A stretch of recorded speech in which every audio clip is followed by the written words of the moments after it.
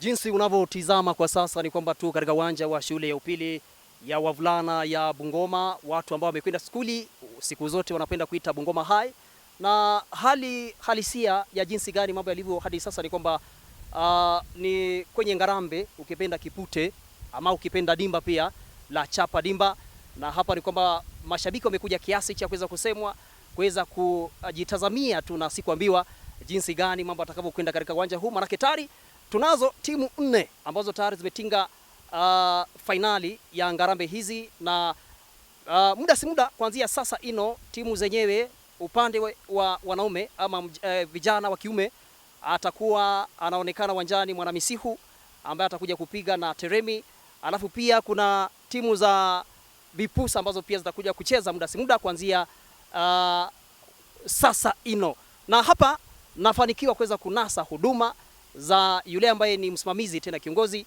wa ngarambe hizi katika hatua hii ya kaunti. Ninaye Bwana Milton. Karibu sana Milton. Nashukuru sana. Umeamkaje niseme hivyo? Vyema. Asante sana. Pengine tuambie na pia mwambie mtazamaji na msikizaji anayekusikiliza kwa sasa kwamba ngarambe hizi ni hatua gani tumefika, pengine ni makala ya ngapi, na pengine ni nini tutarajie kwenye finali hizi? Kwa hivyo tunaposhiriki katika Chapa Dimba ni awamu ya 5 ambayo ni season 5. Kwanza kabisa tulianza mashindano haya ya Safaricom mwaka 2017 ambapo ilianza ikiwa Sakata Ball. Ndio.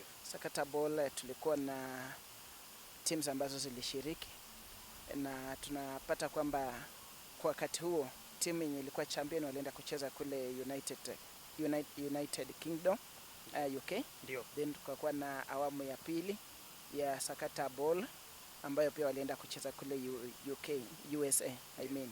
So tunapozungumza sasa hivi tumekuwa tukiandaa mashindano haya katika awamu ya 5.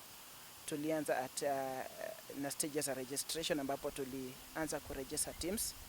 Baada ya kufanya registration ya teams zilianza kusubmit documents za wachezaji, team managers for verification purposes. Ndio.